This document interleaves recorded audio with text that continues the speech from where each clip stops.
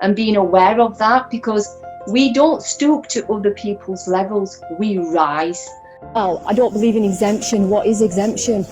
Right, so do you have any illness that prevents you from wearing a mask? Well, depends what you mean by illness. My choice and my body and my right not to wear one. But what I can say about that is I forgive her, because I see what the media has done to the psyche of these people. Excuse me, I hope you've not got me on though. No, I've not. I've got a child. I've not. Not right. I've not. But I've just walked Can you just see that? I've just walked past. Can you just see that? Yeah, I'm filming myself. But I've got a child and you shouldn't be. Excuse me, the camera is facing me. Can you see? I don't need to have a mask on, darling. I don't need to have a mask on. Do you think that we're just going to live in this perpetual state of lockdown and tears?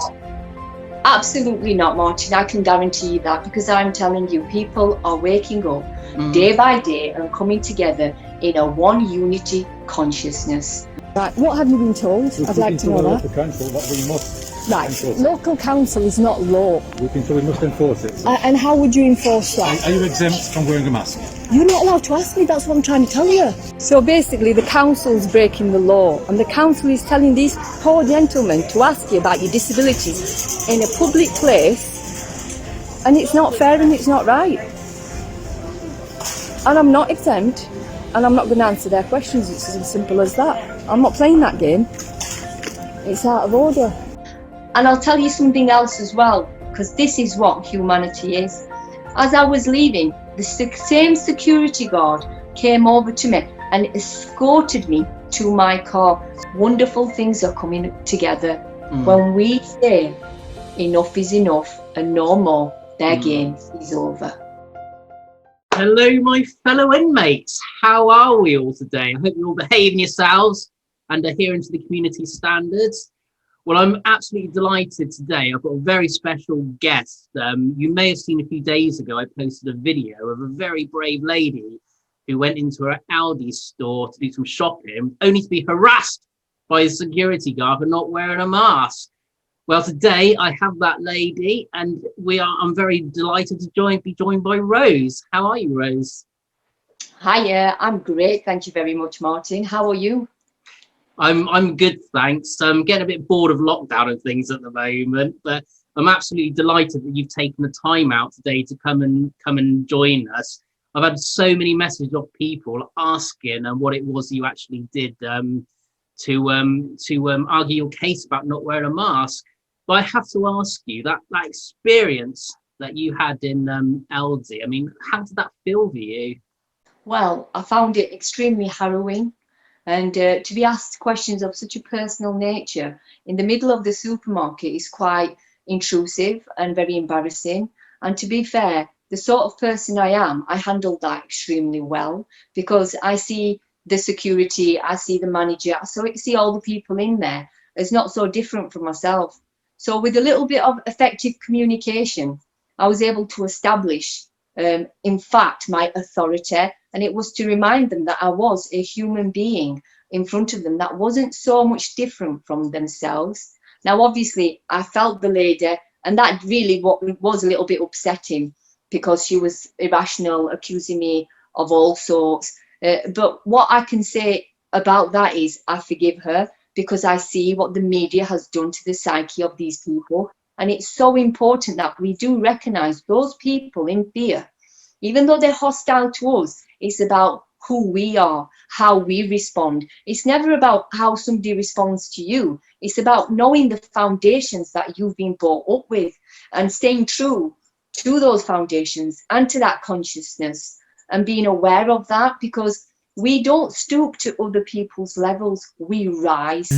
And I'll just say this, whatever happened, and when I showed that card and showed them my empowerment, my sovereignty that I was displaying with my body language, my voice, my stance, they actually saw that I was a person. And that's what we have to make people remember. So we may have those confrontations, we may have those situations like that we feel perplexed, that we get that fight or flight syndrome. And that's where that card comes into handy to give you that sovereignty. But also another thing, we also remember that the person in front of us asking these questions is just somebody in fear, somebody who has been misinformed, who does not know the law and just requires a little bit of education. They're still our brothers and sisters.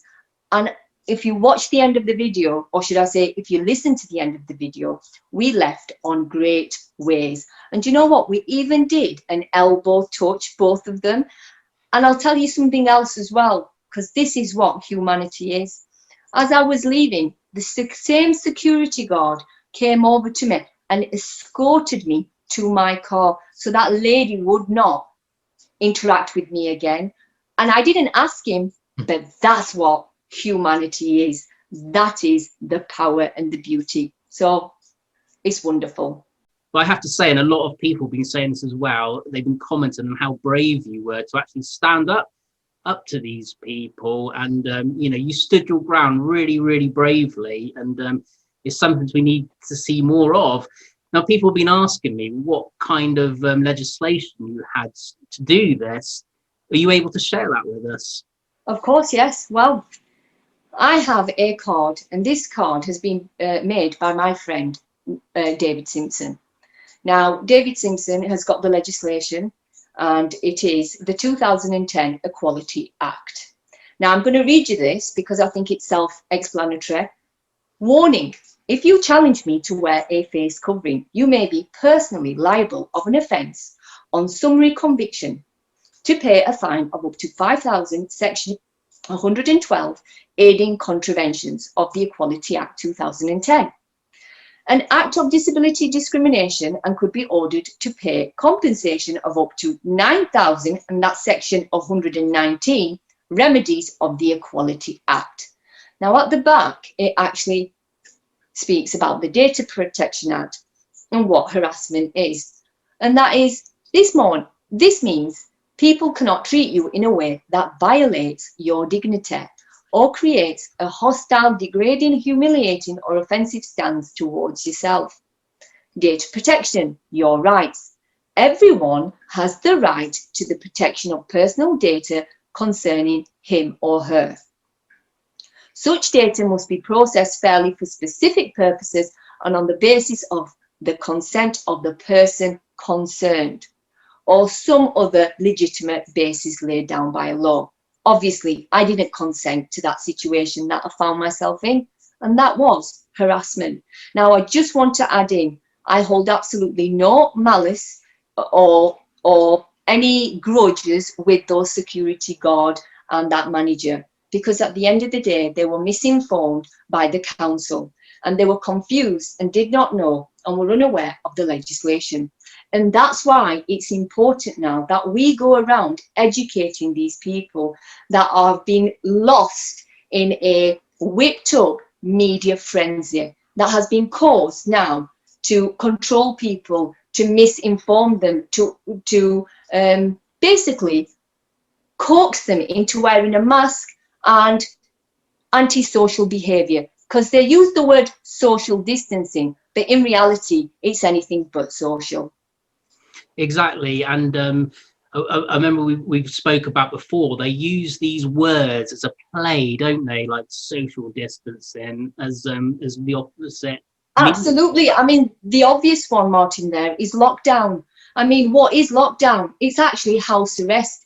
The prisoners have actually are being treated better than what we are. Let's be fair. It's a psychological war. If it's not the radio adverts that are now trying to create fear so that you don't go mix with your families, you don't go out, then it is the television, the tell-lie-vision, I call it. I mean, it's pretty apparent what it's there to do. It is there to program you, to channel into your psyche and to keep you scared and frightened. Then it's very important now that we empower ourselves, because we're human beings. We are humanity and we're people. And that's something that we've really got to remember, because, look, there's no difference. We're all the same. Live and let live and harm no one. We've all got different paths. My apologies, we've got different paths. We've got different choices. We've got different avenues. But you know what? The one thing that brings us together is accepting those differences and the notion of live and let live. No, It is humanity. it absolutely is. And it's interesting you talk about this psychological war, because we're seeing it in all parts of our society. Like you said, on the media today, I've seen posters go up trying to make us feel guilty for not wearing masks and things like that. And it's absolutely disgusting, really, the level of propaganda that's going on. I keep saying Martin, this. sorry. Oh, No, I was going to say, I keep saying this, but I do honestly see a lot of similarities between the times we live in now and 1930s Germany, with this level of propaganda going on. And it's something that people have been conditioned to do, and it's scaring the elderly. We're seeing our kids having obviously their schooling messed up. They're being indoctrinated as well to make this normal. Do you think we'll ever have to see normal again at this rate? well, I think you just brought up an absolutely fantastic point, and it was the point of Nazi Germany. Now, who was Hitler? What was Hitler? To other people, obviously, now when the truth has been uncovered, we have been told that obviously he was a tyrant. But if you were to go back to Nazi Germany, what you would have is somebody who was revered, okay, who was looked upon like a celebrity, who was in fact a politician. And that is where we are right now, where politicians have led us down this path. And the similarities are there, because that's exactly what's happening. When you're given a Crime Stoppers phone number and told to ring and basically to snitch, okay, to snitch on your neighbours, to snitch on people in your community, that breaks communities. It doesn't bring people together. And then we have so many other things that are now being said. You can't do this, you can't do that. Now, let me give you one example of this, okay? I did actually ring Crime Stoppers a few days ago to report, okay, Boris Johnson. Now, you may think this is a little bit strange, but the fact of the matter is this. He goes to visit a vaccination centre, okay? Nicola Sturgeon has already criticised this, saying this was a non-essential journey. We have been told that we are not allowed to leave our homes. We have been told we're not allowed to go and say goodbye to our loved ones that are dying, okay? Not even allowed to visit hospitals. That's heartbreaking, heartbreaking indeed. And all I can say is this, for a leader, that's not leadership, because I'll tell you what a leader is. A leader leads by example. What you're actually dealing with is somebody who is at the boss of a corporation, and that corporation is your government. So please take that into consideration, because as I say, leaders lead by example. Absolutely do, and that was so fantastically well put. And as we keep seeing, though, they keep bending the rules, don't they? These people that are supposed to be telling us the right way. See Matt Hancock out and doing this, that, and the other, all flouncing rules. We've seen them not wearing masks, etc., in shops. And like you said, they should lead by example, but they absolutely do not. And it's quite sickening. But where do you think we'll end up from here? Do you think that we're just going to live in this perpetual state of lockdown and tears? Not. Absolutely not, Martin. I can guarantee you that, because I'm telling you, people are waking up day by day and coming together in a one unity consciousness. And I will tell you something. I have seen so many beautiful people doing various things to make sure that people realize that we are humans, and this is not what our nature is. We are here to love. We are here to touch. We are here to interact. We are here to feel happy. And right now, we have a lot of doom and gloom. That's if you listen to the television. That's if you listen to the noise that they're making, because they keep shouting and shouting. But what they don't realize is they're actually waking and waking. They're waking the masses up, because this is not what life is. No. Not to go out, not to enjoy yourself, not even being allowed to have the sunshine or go inside the garden. These are, again, guidelines that have been taught and put out there for the general public. Now, if you want to live your life like that, wearing a mask and thinking that a mask is going to protect you, the only thing I can say to that is you're not actually living. No. You're walking around in a state, and that's what's happening right now. They are creating a frenzied state of mind. And as they say, if you live fearing about death, then you've already died. But what I have noticed, though, is quite prevalent. It seems to be more females, mothers, stepping up to the mark at the moment, and it's quite incredible to see. Do you think it's going to be the ladies now taking the lead on this to liberate us from this tyranny? Absolutely, Martin, 100%. I mean, at the end of the day, it is something that we've been given as a gift, to have those divine feminine qualities when you have childbirth and you have that beautiful experience. And it's a tough experience, but that's the experience of life.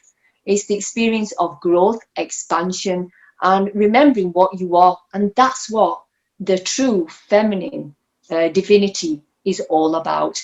Caring, compassion, love, soothing, and having an inner standing from one's heart. And that's what we need to go back to. And that's what's going to happen. And it is happening. And that is wonderful. No, it's absolutely fantastic to see. And as I've mentioned before, this after the horror of this last year, I've come into contact with so many wonderful people I'd never thought I'd meet before. People that call themselves friends have disappeared, but I've made real friends, and it's clear there's something more awakening happening at the moment, and it's absolutely incredible. So what would your advice be for people now when they go to the shop tomorrow? What should they do next to start, removing that muzzle off their face and start living again? What would your first advice be? Because people saw the confidence that you had when you went in there. It was something really empowering. It was fantastic. What advice would you give to these people?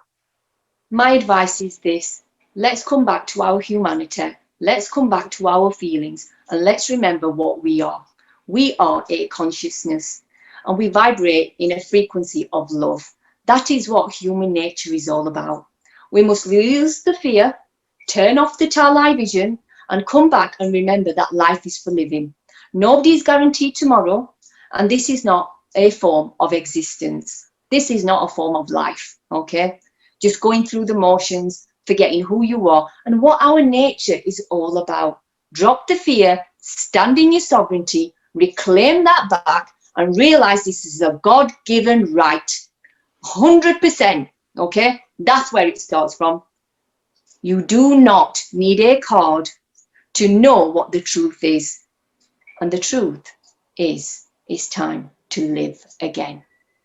Well, absolutely. That was a fantastic message there. And I just thank you so much for taking that really positive step forward. If people had just half your passion and strength, I don't think we'd be in this situation at the moment. So thank you so much. And I know people will be very grateful for this message. Are people able to get that card or that QR code to help them? Yes, you can contact David Simpson, and you can find him on Facebook. He will have a profile with this card on, so you'll be able to easily identify him. He does also send a letter with this, but you'll find out once you look at that, and that's a mass liability declaration statement for masks. What that is if you're working, okay, you give this to your employer, who then obviously under a risk assessment can actually tell you just how effective a mask is. And if they can't, which they cannot do, okay, this then is your contract that you come back to when you need to take it to the relevant authorities and take it up with a solicitor, Discrimination Act.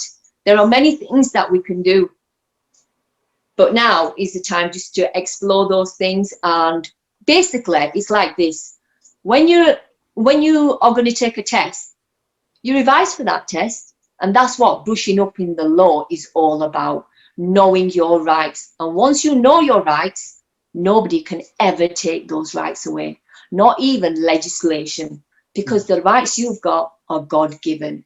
Just stand in your sovereignty, be kind, be humble, and you know what? The rest is the rest. It will all come to us, won't it? Well, what we'll do, we'll put a link to that in the comments so people can get hold of one. I think that's really important, and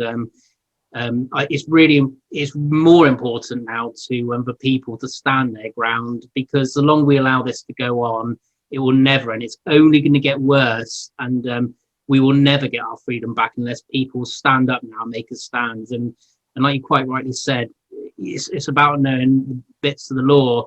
We see these people in positions of power, and we see it with the police. They use this to their own advantage and try and bully people around. But we say no more now, so enough's enough. But we did say that we'd finish on a positive note, and I know certainly you're absolutely full of energy. So what positivity can you end us on today? Well, the positivity is this: that all those people that have seen that video, the wonderful messages of hope, of realizing that treatment wasn't acceptable and it wasn't right, but then also realizing that I had got through to the two gentlemen, and that they too are just like ourselves. So all I can say is the best message I can give of inspiration is this: wonderful things are coming together when we say enough is enough and no more. Their game is over. Exactly, and we are almost there now. I can feel it. There's a lot of good people come together, positive people, humanity, the good side of people, because there's more good people than bad people. And this, make no mistake, is a battle between good and evil. But we will come out of this shining. I'm sure we will. We'll have a better future for ourselves, and most importantly, our children and our grandchildren, which this battle's all about. Well, I just want to thank you very, very, very much for coming on today and explaining this. I know people are going to be very pleased about this, because I was getting bugged so much about this and advice. So I thank you so much for giving up your time to do this. And hopefully you'll come back on some time again in the not too distant future, if that's okay. Of course, Martin. And all I'd like to say is thank you so much for having me on. Thank you so much for all those messages of support and those warmth. And thank you so much for everything that you're all doing and why you're doing it for humanity and our children's children. And I finally like to say, I love you, Martin. Thank you for this opportunity. No, I'm not grateful. at all. No, you've been absolutely fantastic, and you really are Wonder Woman. And just keep up what you're doing. You're inspiring a lot of people. So thank you so much. And we'll end it there, but hopefully we shall catch up soon. You take care. Bye. Bye.